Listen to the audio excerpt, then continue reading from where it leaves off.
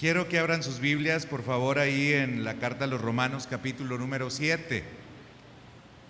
Carta a los Romanos, capítulo número 7. El domingo pasado, como ustedes saben, como estábamos celebrando el aniversario de la iglesia, hicimos un alto en la meditación y en la exposición que estamos haciendo de la Carta a los Romanos. Hoy vamos a continuar con el capítulo número 7. Nos faltan todavía algunos capítulos para llegar al 16, que son los capítulos que tiene esta carta, pero ahorita vamos en el capítulo número 7. Y hoy vamos a considerar los versículos 14 hasta el versículo número 25. Es bastante claro, hermanos, que aquellas personas que han conocido a Cristo toman siempre la decisión y procurarán siempre el seguir como estándar de vida o como modelo de vida la vida de Cristo.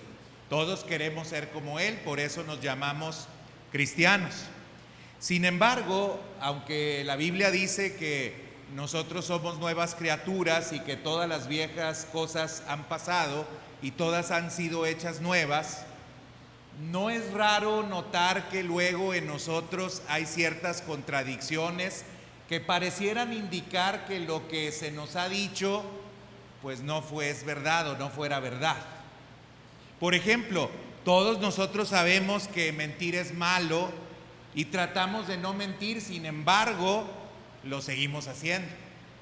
O por ejemplo, todos nosotros sabemos que no debemos de ofender a las personas y tratamos de no hacerlo, sin embargo, lo seguimos ofendiendo.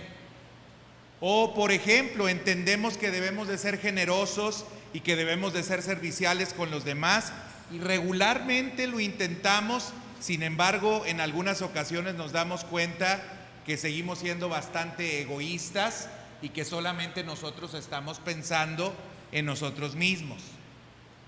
Si fuésemos honestos y analizáramos nuestras propias vidas, nos daríamos cuenta que hay aspectos en nuestra vida que todavía son pecaminosos y que hay contradicciones en nuestras vidas bastante evidentes y bastante marcadas.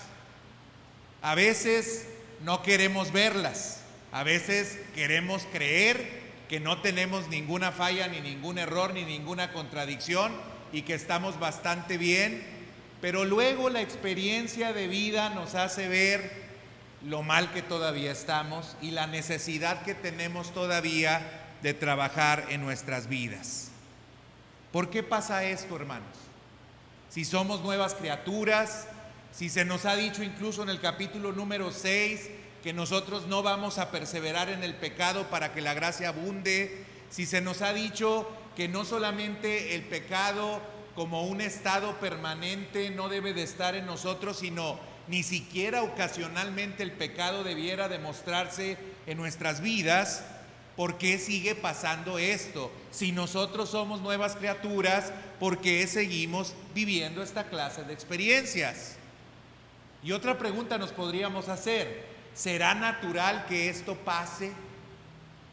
Y yo creo que la tercera y última pregunta sería la más importante: ¿cómo podemos vencer estas contradicciones en nosotros? Yo quiero contestar estas preguntas leyendo primeramente los versículos 14 al 25 de la carta a los Romanos. Vean lo que dice allí: porque sabemos que la ley es espiritual, mas yo soy carnal, vendido al pecado, porque lo que hago no lo entiendo, pues no hago lo que quiero, sino lo que aborrezco, eso hago, y si lo que no quiero, esto hago, apruebo que la ley es buena. De manera que ya no soy yo quien hace aquello, sino el pecado que mora en mí.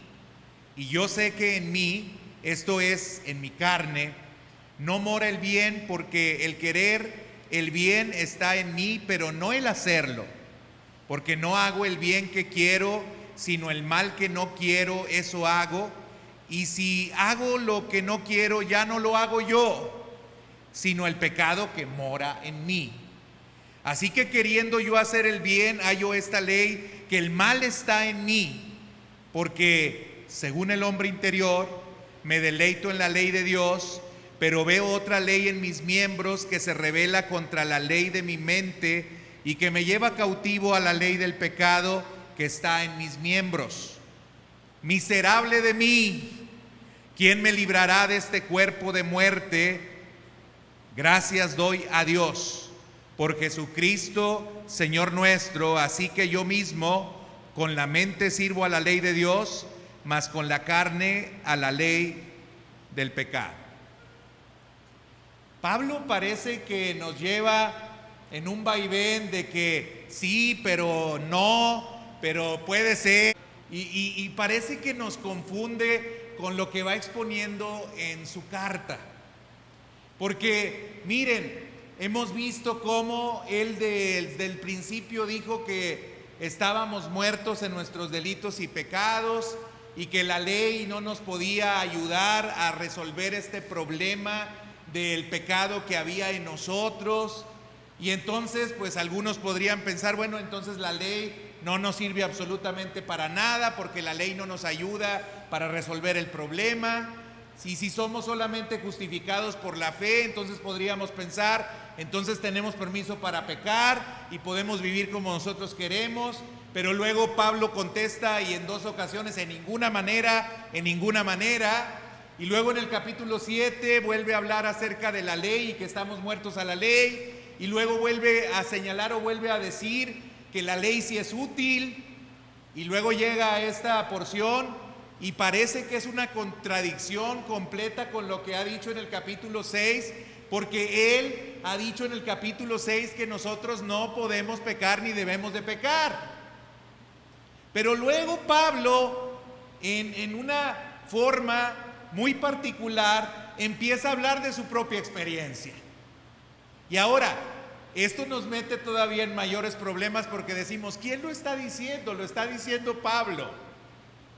La pregunta es, ¿qué esperanzas tenemos nosotros, hermanos? Si Pablo está diciendo que el pecado mora en él, que lo que él quiere hacer no lo puede hacer, y nosotros repasamos la vida del apóstol Pablo y decimos, no hombre, yo ya quisiera parecerme, aunque sea tantitito a Pablo. Incluso Pablo en algunas ocasiones dijo, pues imítenme a mí, así como yo imito a Cristo. Entonces resulta difícil llegar a estos pasajes y entender lo que Pablo está diciendo aquí, porque pues pareciera más bien que Pablo está relatando la experiencia de él cuando no era cristiano. Pero lo interesante es que este pasaje, a partir del versículo 14, empieza a utilizar verbos en forma presente. Si usted analiza los verbos del capítulo 7, del 1 al 13, todos están en tiempo pasado, lo que nos permite saber que Pablo está hablando de una experiencia pasada que él había tenido, pero ahora en el versículo 14 habla de una experiencia que él está viviendo. Hay una contradicción en él. Hay algo que él dice, sí somos libres, sí somos muertos al pecado, y ahorita hasta lo cantábamos, pero dice, yo sigo viendo que hay una contradicción en mí. Por esta razón, hermanos, algunos piensan que estas contradicciones no deben ser parte de la vida del creyente, que quien vive así es quien todavía no está en Cristo. Quienes creen que Pablo está hablando acerca de un incrédulo en los versículos 14 al 25, es que señalan que utiliza expresiones que chocan mucho con lo que él anteriormente había dicho. Por ejemplo, utiliza la palabra en el versículo 14, carnal, vendido al pecado. Y luego en el versículo 18, él dice, en mi interior no mora ninguna cosa buena. E incluso en el versículo 24, él dice, miserable de mí. Entonces pareciera que estas expresiones correspondieran, dicen algunos, a una experiencia de Pablo cuando no había conocido a Cristo. Porque ellos se preguntan, las personas que creen que esto es más bien la experiencia pasada de Pablo, ellos se preguntan cómo es posible que una persona así corresponda al cristiano que Pablo describe en el capítulo número 6 de su misma carta, que dice el versículo 2, ha muerto al pecado, o cuyo viejo hombre ha sido crucificado y quien ya no está esclavo del pecado, según el versículo 6 del capítulo 6 de Romanos, sino que ha sido justificado del pecado y libertado del pecado, según los versículos 7, 18 y 22 del capítulo 6, y se considera a sí mismo muerto al pecado, según el versículo 11, y obedece de corazón a la palabra de Dios, según el versículo 17 del capítulo 6. Entonces algunos dicen, no puede ser esta la característica ni la cualidad de un creyente.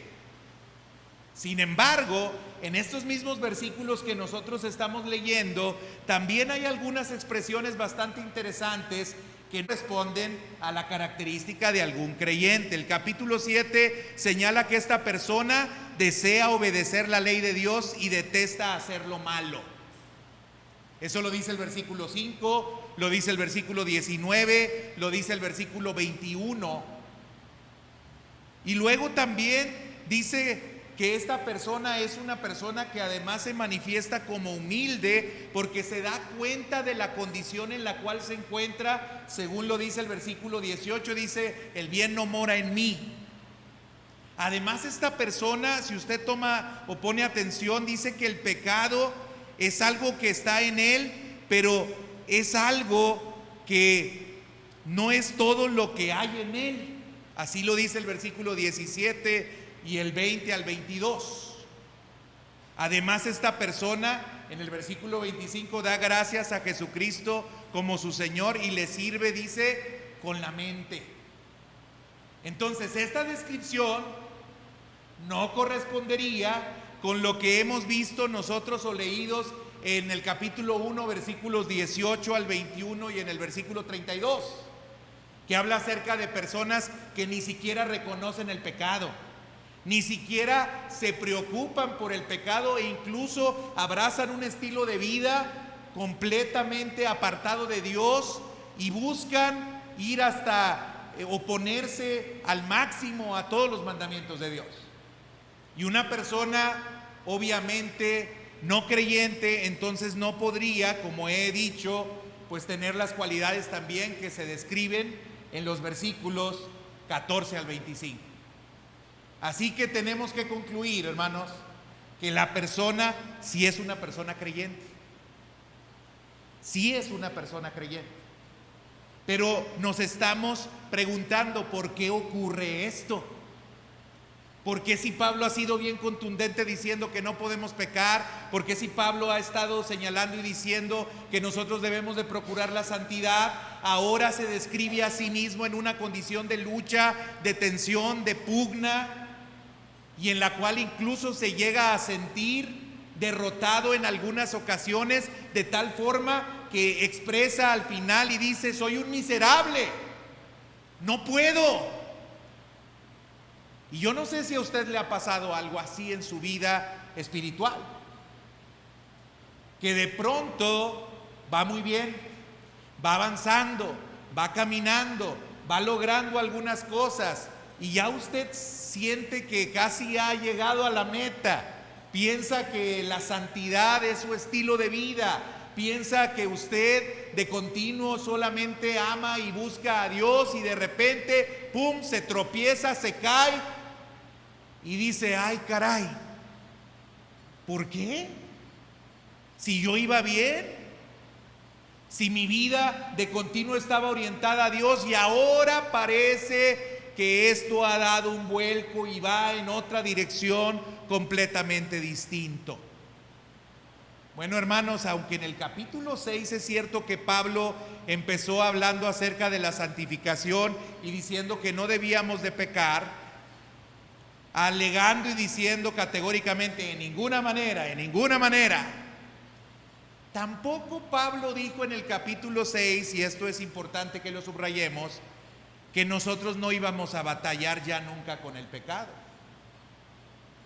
Él eso no lo dijo. Incluso en los versículos 12 y 13 del capítulo 6 de la carta a los Romanos, él dice: no reine pues el pecado en vuestro cuerpo mortal, de modo que lo obedezcáis en sus concupiscencias, ni tampoco presentéis vuestros miembros al pecado como instrumentos de iniquidad.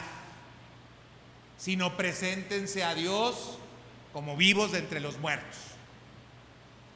Incluso habíamos también nosotros dicho que nos consideráramos a nosotros mismos como personas que estaban muertos al pecado.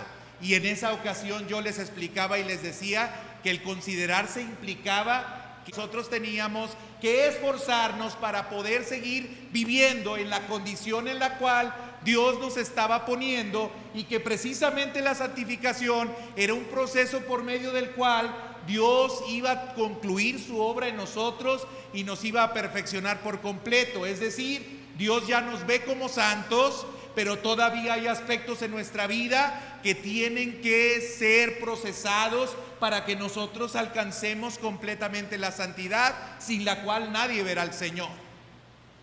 Por eso el apóstol Juan dice que si alguno dice que no tiene pecado, pues estamos mintiendo.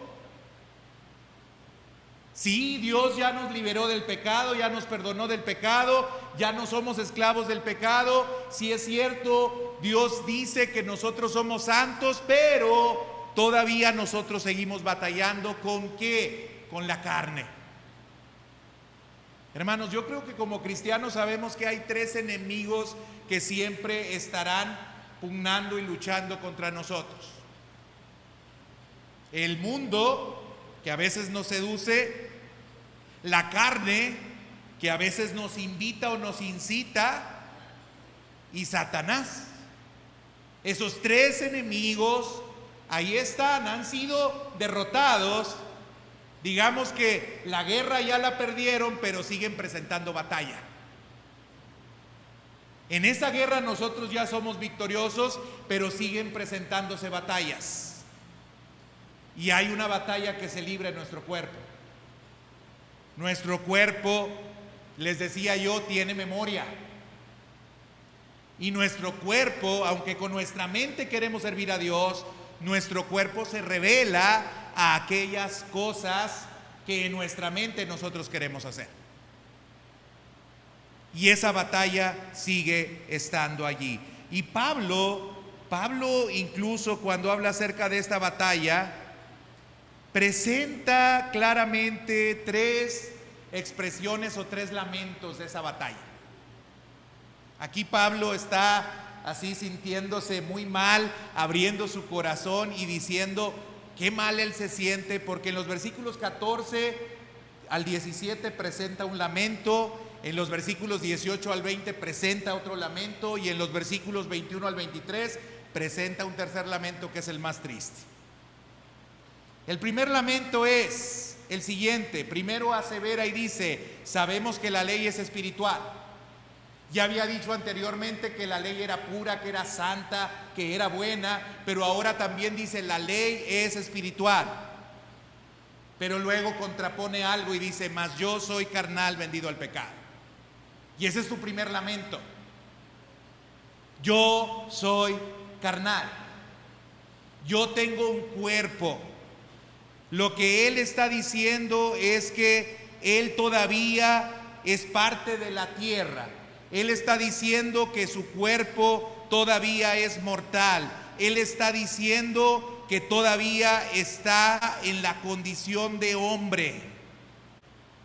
Nosotros, hermanos, tenemos un cuerpo, y este cuerpo todavía se revela a Dios. Por eso en algunas otras porciones el apóstol Pablo decía que él disciplinaba su cuerpo, azotaba su cuerpo. Es decir, él ponía mucha diligencia en cuidar que ese cuerpo no le llevara a tomar acciones que fueran contrarias a lo que él creía. Por eso también podemos ver cómo en la conclusión, cuando empieza la parte práctica de la carta a los Romanos, en el capítulo número 12, versículo 1 dice: os ruego por las misericordias de vuestro Dios que presentéis vuestros cuerpos en sacrificio vivo, santo, agradable a Dios, que es vuestro culto racional. No os conforméis a este siglo, sino transformaos por medio de la renovación de vuestro entendimiento, para que comprobéis cuál es la buena voluntad de Dios, agradable y perfecta. Pablo decía, todos los días tenemos que presentar nuestros cuerpos como un sacrificio vivo, santo y agradable a Dios. Todos los días tenemos que poner diligencia para que nuestros miembros sirvan a Dios y no sirvan a la iniquidad, que también en el capítulo 6 el apóstol Pablo nos habló acerca de ello. El primer lamento es: yo soy carnal, yo tengo un cuerpo y ese cuerpo todavía me incita a pecar. El segundo lamento lo encontramos cuando se dice: y yo sé que en mí, esto es, en mi carne, no mora el bien. Ese es el segundo lamento. Y el tercer lamento es: pues miserable de mí, ¿quién me va a librar? Ahora, yo quiero decirles una cosa: los cristianos, hermanos, como vivimos esa realidad se va a hacer cada vez más notoria y más presente. ¿Saben para quién? Para quien va avanzando más en la vida cristiana. ¿Por qué, hermanos? Porque cuando nosotros más conocemos a Dios y estamos más cerca de Él y conocemos su santidad, cada día nos vamos dando cuenta que más mal estamos.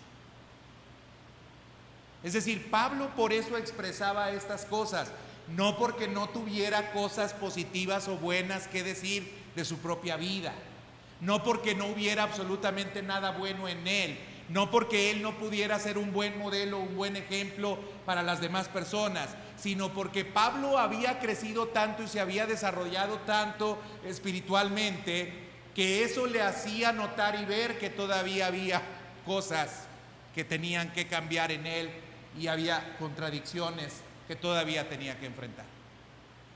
Mire, hermano, el que no se siente mal por el pecado y cree que ya tiene resuelto el problema del pecado, debería de revisar muy bien si realmente tiene una relación con Dios. Debería revisarlo muy bien. Si usted se siente muy tranquilo y piensa que para los chavos no va a tener sentido esto, pero para algunos sí. Si usted piensa que es Juan Camaney, que masca chicle y hace otras cosas más, tururú, tururú. Si usted piensa que así es, pues hermano, tendría que revisar su experiencia con Dios, porque en la medida en la que más conocemos a Dios, entonces más podemos expresar y podemos decir: el pecado está en mi carne, no hay cosa buena en mí, soy un miserable y tengo necesidad todavía de Dios. Pero quien se siente orgulloso y dice: no, yo estoy a todo dar, yo no tengo ningún problema, pues debiera de revisar su relación con Dios, hermanos. Mire, hay ejemplos de personas así como Pablo que estuvieron muy cerca de Dios y a pesar de ello, pues se dieron cuenta de cuál era su condición. ¿Recuerda usted al rey David? Dios dice del rey David que era un hombre conforme a su corazón. Imagínense que Dios te diera ese adjetivo, que tú eres una mujer o un hombre conforme al corazón de Dios, que eres así como Dios quiere que tú seas. Y Dios así habló de David. Pero conocemos de David también hechos que están muy lejos de ser la persona que era conforme al corazón de Dios. El pecado más evidente es el pecado de adulterio con Betsabé. Y luego escribe un salmo en el Salmo 51, en el versículo 1 al 3, cuando dice: ten piedad de mí, oh Dios, conforme a tu misericordia, conforme a la multitud de tus piedades, borra mis rebeliones, lávame más y más de mi maldad y límpiame de mi pecado, porque yo reconozco mis rebeliones y mi pecado está siempre delante de mí. Pero incluso él llegó también a decir: en pecado me concibió mi madre. El hombre que era conforme al corazón de Dios se daba cuenta claramente de cuál era la diferencia que existía entre él y Dios. Y en la medida, hermanos, en que usted vaya avanzando espiritualmente, entonces más va a encontrar contradicciones en usted. Si usted está lejos de Dios, no va a encontrar ninguna contradicción. Usted va a decir que ya venga Cristo porque ya estoy listo. Había un tío mío que decía: yo nada más estoy esperando la glorificación. Y hablaba de varias doctrinas y decía: santificación, entera santificación, y esperando la glorificación del creyente. O sea, él ya estaba en la entera santificación, nomás esperaba la glorificación. Y yo decía: ay, Señor, ¿a poco sí? Pero él así lo decía. Bueno, a lo mejor tenía mucha fe, ¿verdad? Se veía como lo que todavía no era, aspiraba a ser ese santo, y él decía: yo nomás espero que Cristo venga por mí. Bueno, hermanos, los creyentes debiéramos sí anhelar que Cristo venga, pero debiéramos de anhelar trabajar en nuestras vidas en las contradicciones que aún tenemos. Hermanos, estas contradicciones no son naturales que sigan pasando. ¿En qué sentido no son naturales? En el sentido de que no debemos de considerarlas como algo que deberán de seguir estando presentes en nuestra vida, no en el sentido de que no las veremos, pero a lo que yo voy es que no las podemos ver como condición de vida, como algo que nosotros debemos de aceptar y con lo cual nos debemos de quedar y con lo cual nosotros debemos de convivir y decir: así es y así va a ser, si no es algo que nosotros debemos de combatir. Esas contradicciones tienen que ser combatidas, hermanos. No se trata de decir: ya Cristo me salvó, me perdonó, me justificó, me santificó y Él va a venir por mí, y ver esas contradicciones en nosotros y no hacer nada. Porque si Dios nos está permitiendo ver esas contradicciones, es porque justamente Dios quiere que nosotros trabajemos en ellas.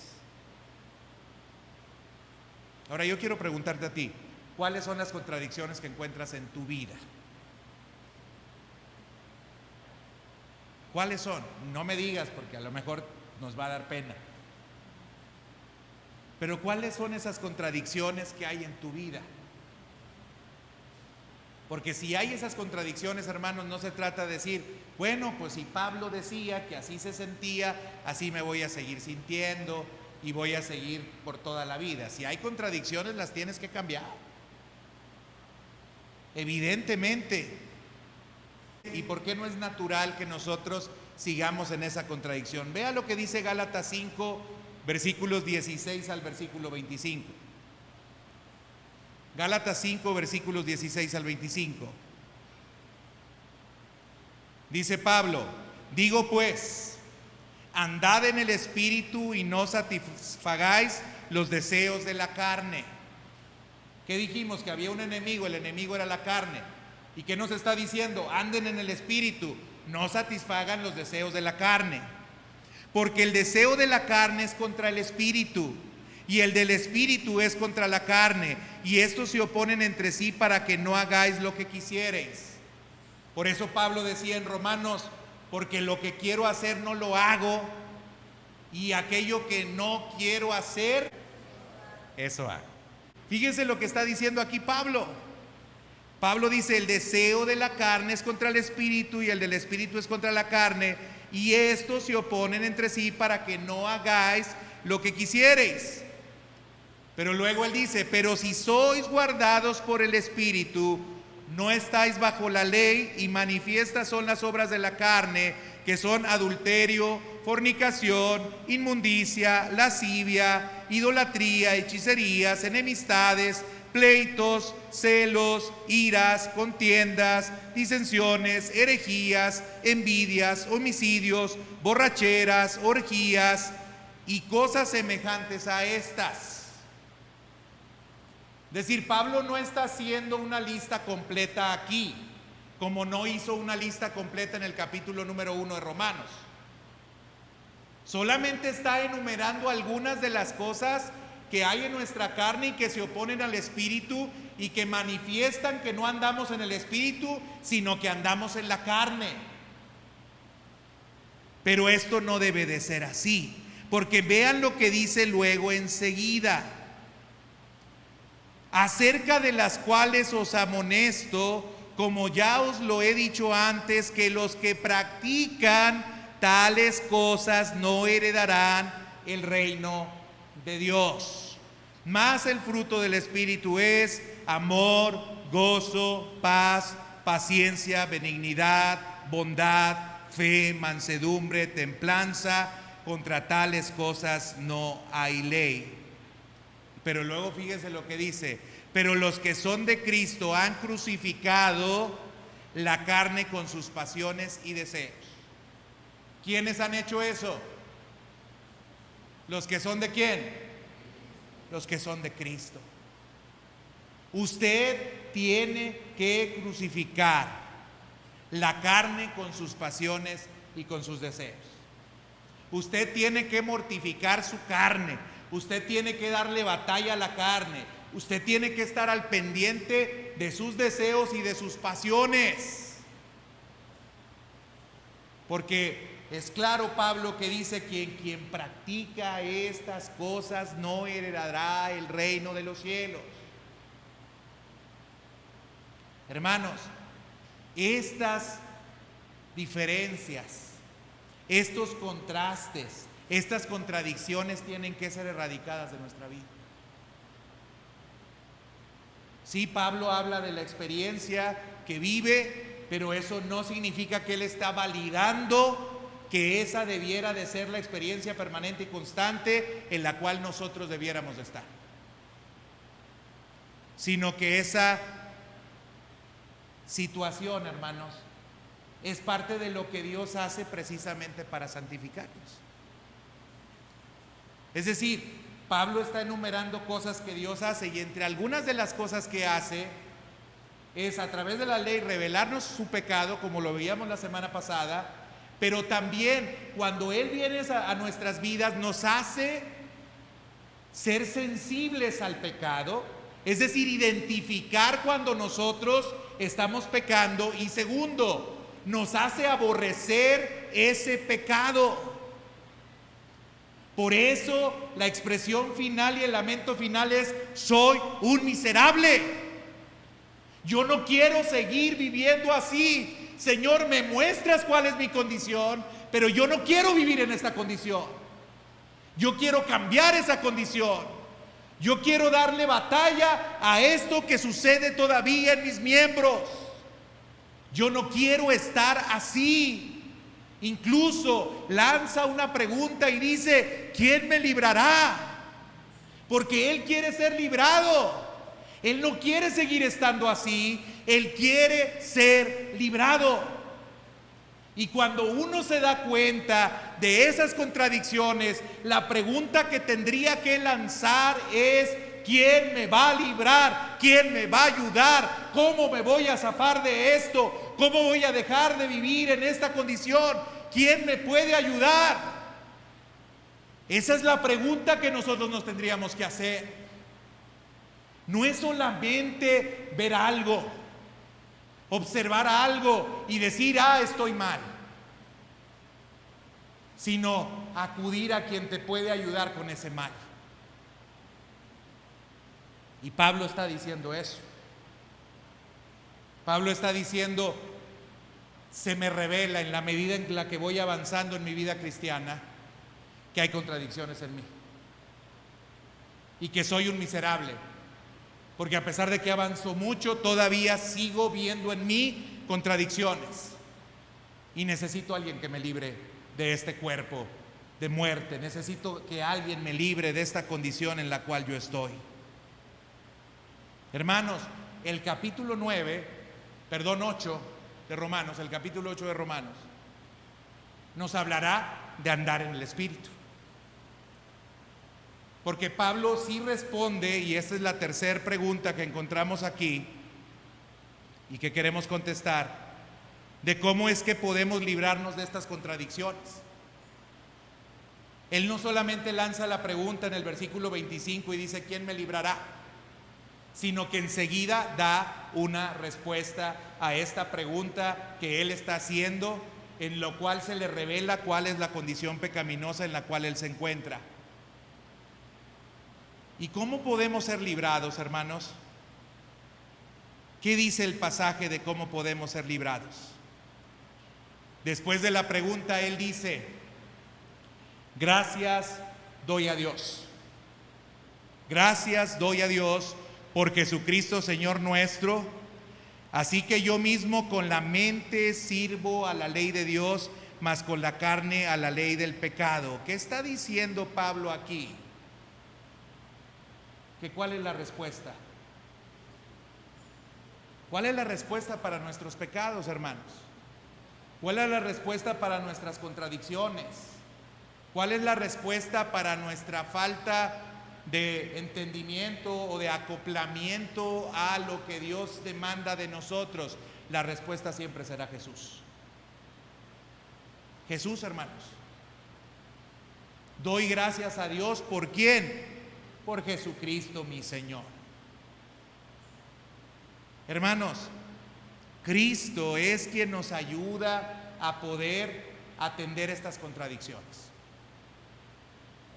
Por eso Juan 15:5, y yo lo quiero repetir 1000 veces, hermanos, porque como iglesia es algo que debiéramos de entender mucho, porque hasta le pusimos la vida a la iglesia, es que separados de Dios nada podemos hacer. Juan 15:5, yo soy la vid, vosotros los pámpanos, el que permanece en mí y yo en él, este lleva mucho fruto, porque separados de mí nada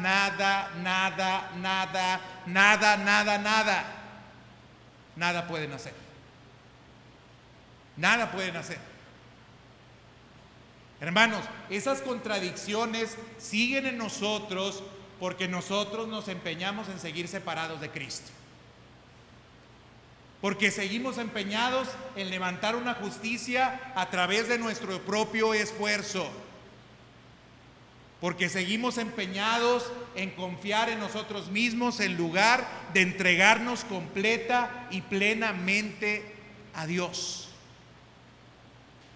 No nos queremos entregar y por eso esas contradicciones, hermanos, son bastante evidentes. Y Dios seguirá trabajando en nosotros para mostrarnos estas contradicciones porque quiere cambiarlas. Y hermanos, hay medios que Dios utiliza para que nosotros podamos acabar con estas contradicciones. No le voy a decir nada nuevo, pero sí le voy a decir algo que usted y yo a veces desatendemos mucho, aunque es muy sencillo y aunque debiera de ser muy fácil de poder poner por obra. ¿Cómo nos libramos de nuestras contradicciones? Número 1, a través de la palabra de Dios. Segunda Timoteo 3, 16 y 17 dice: toda la escritura es inspirada por Dios y es útil para enseñar, para corregir, para redarguir en justicia. Propósito: a fin de que el hombre de Dios sea perfecto, enteramente preparado para toda buena obra. ¿Para qué es la palabra? La palabra es para perfeccionarnos. La palabra es para capacitarnos. La palabra es para ayudarnos a que nosotros podamos hacer toda buena obra, porque separados de Cristo, que es la palabra viviente, nada nosotros podemos hacer. La palabra, hermanos, debiera de ser muy importante para nosotros.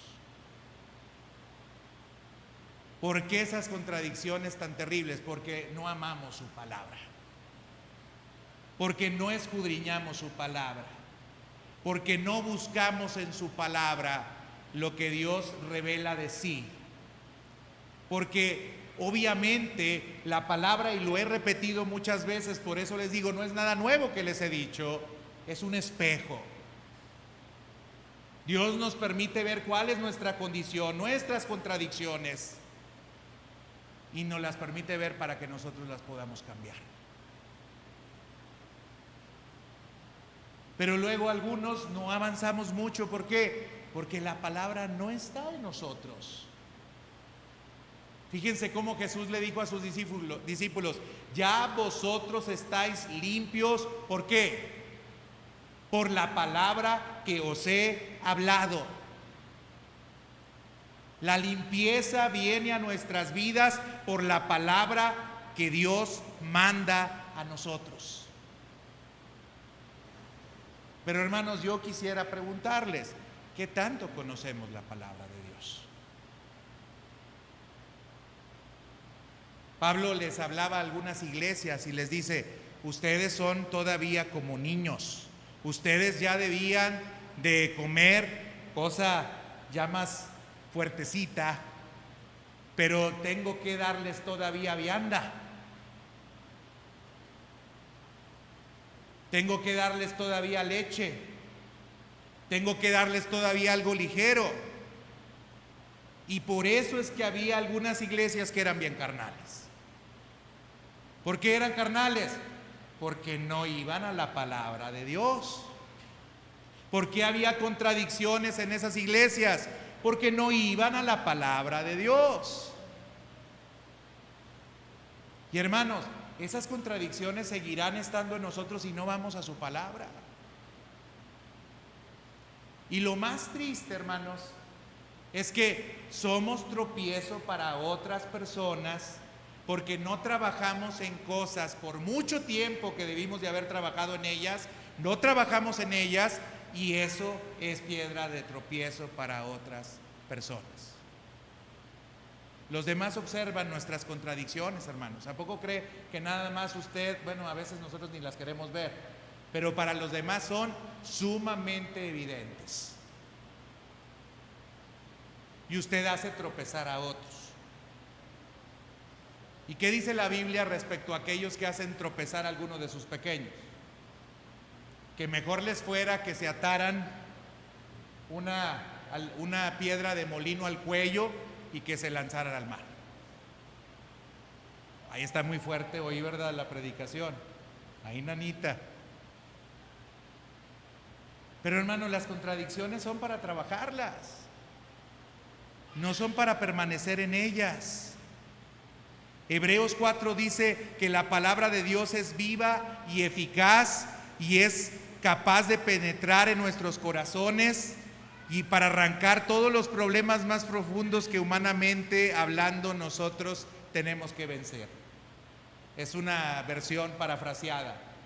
Hebreos dice: la palabra de Dios es viva y eficaz y más cortante que toda espada de dos filos, que penetra hasta partir el alma, discierne los pensamientos y las intenciones del corazón. Hermanos, cuando tú estás frente a la palabra, tú no puedes decir: no, yo soy muy bueno. Es que hasta las intenciones la discierne la palabra. Porque moralmente, y se los he dicho mucho, moralmente nosotros nos podemos manifestar como personas buenas.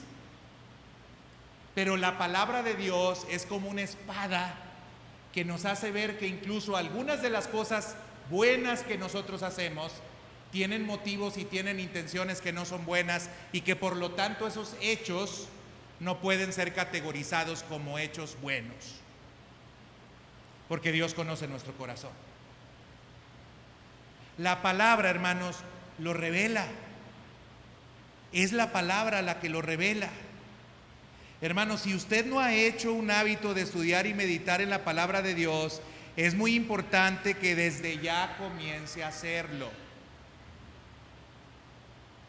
Es importantísimo que ya comience a hacerlo. Le he provisto materiales, yo creo que tiene para muchos años estudiar capítulo por capítulo la Biblia. Los devocionales se los hacía en video, se los hacía en audio, se los hacía de muchas maneras, porque yo sí entiendo y comprendo que es la palabra,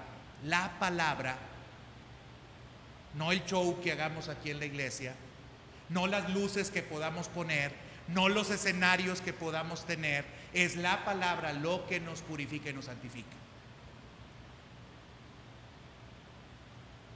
Y algunos no quieren ser purificados y quieren ser santificados, porque no quieren la palabra, quieren otra cosa.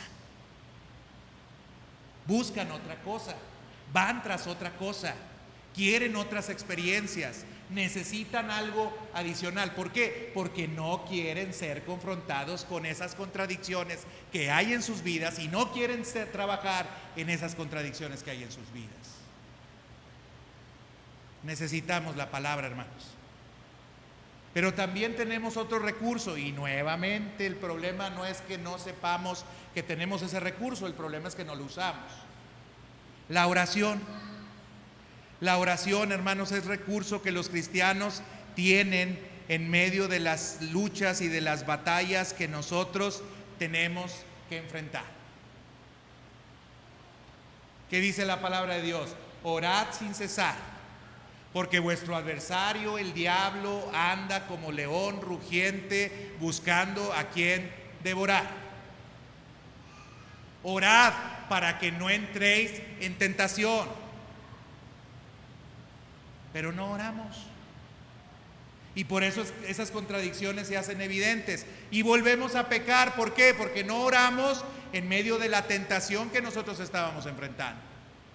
Y no tenemos la fuerza espiritual para enfrentar esa situación que cotidianamente nos está acechando y nos está asediando para que otra vez volvamos a fallar y nos volvamos a equivocar. La oración, hermanos. Miren, yo sí me da mucha tristeza ver que los cultos de oración son los menos recurridos. Me da tristeza como no saben una idea. Porque evidencia que no entendemos la importancia que tiene la oración. No lo entendemos. No nos damos cuenta que las contradicciones que vivimos tienen que ver con nuestra falta de oración. Tienen que ver con nuestra falta de oración. Y hermanos, tenemos que corregir el camino. Les digo, no es nada nuevo lo que les tengo que decir. Y otra cosa muy importante, hermanos, la iglesia. La iglesia es un recurso que Dios nos dio para evitar el que nosotros vivamos en esas contradicciones. Fíjense cómo en Hebreos capítulo 10, 24 y 25 nos manda congregarnos o no dejarnos de congregar. Dice, no dejándonos de congregar como algunos tienen por costumbre. No dejándonos de congregar como algunos tienen por costumbre. ¿Por qué? Porque cuando nos congregamos, hermanos, nos estimulamos y nos exhortamos en amor para las buenas obras. Si usted no ha venido hoy, hermano, no hubiera escuchado los gritos que hoy le di. Y se los di con mucho amor, Se los sigo y se los seguiré dando si hay otros, con mucho amor. Porque lo que quiero es estimularlo a las buenas obras. Lo que quiero es estimularlo a que haga lo que tiene que hacer y lo que debe de hacer. Cuando usted no se congrega, es estimulado, pero no por la iglesia, es estimulado por otras cosas. Muchachos, yo les sigo diciendo, a lo mejor algunos muchachos dirán, ay, ¿para qué reunirnos? Qué aburrido. Yo mejor me voy a otro lado, me voy al cine, me voy al boliche, me voy a jugar, me voy a hacer otra cosa. Y luego reunirnos para estudiar la Biblia. Pues ¿con qué limpiará el joven su camino si no es con guardar su palabra? En mi corazón he guardado tus dichos para no pecar contra ti. No queremos nosotros congregarnos ni estar en la iglesia. La iglesia nos exhorta y nos llama y nos invita a que nosotros realmente nos ajustemos a lo que Dios dice, porque todos nosotros somos seguidores de Cristo. Santiago dice que nos debiéramos de confesar nuestras ofensas unos a otros. Proverbios 27, 17 dice que hierro con hierro se aguza y así el hombre aguza el rostro de su amigo. Hermanos, no saben las limaditas que Dios me ha dado a través de algunos de ustedes. En la congregación, en la iglesia, es donde uno tiene que ser limpiado y purificado. Pero en una relación distante, hermanos, en la cual venimos solamente el domingo y nos vamos, saludamos si acaso en los saludos a unos cuantos, pero no entramos en relación y en comunión, hermanos, ahí no se puede limpiar ni se puede purificar nada. ¿Dónde se da la limpieza y la purificación? En la comunión. En la comunión unos con otros. En el desencuentro, hermanos. No, acá chalala, chalala y chalala. No, hermanos, eso no es cierto. Eso es pura mentira.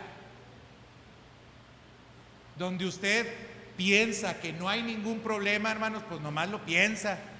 ¿Y sabe por qué no lo hay? Porque no han profundizado en las relaciones. Porque donde hay personas y seres humanos, problemas van a haber. Y la iglesia nos ayuda, hermanos, la congregación nos ayuda para que nosotros podamos crecer y que esas contradicciones empiezan a desaparecer.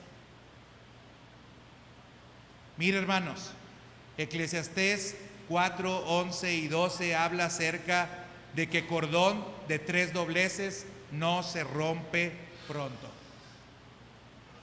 Cuando hay unidad, cuando hay relación, cuando estamos entrelazados nosotros, hermanos, es muy difícil que se rompa el cordón. La iglesia, hermanos, la iglesia es muy importante. Cuando la iglesia enviaba a alguien a predicar, no lo enviaba solo, lo enviaba acompañado de otra persona. En la iglesia no puede haber llaneros solitarios, hermanos, tenemos que estar unidos y tenemos que estar juntos. Y esos son los medios que Jesucristo nuestro Señor utiliza para que las contradicciones que hay en nosotros puedan ser quitadas. Hermanos, somos muy diferentes, muy diferentes. Temperamento, carácter, condición de vida, formación, educación, somos muy diferentes. Pero esa diferencia Dios la utiliza para que nosotros podamos liberarnos de esas contradicciones. Cuando usted le saca la vuelta porque está teniendo una dificultad con alguien, hermanos, usted no está queriendo crecer ni quiere quitar de usted la contradicción. Quiere permanecer en la misma situación. Y hoy Dios nos llama a que esas contradicciones sean quitadas de nosotros. Hermanos, lo que les he dicho, se los he dicho con mucho amor. Ya sabe usted que yo hablo muy fuerte,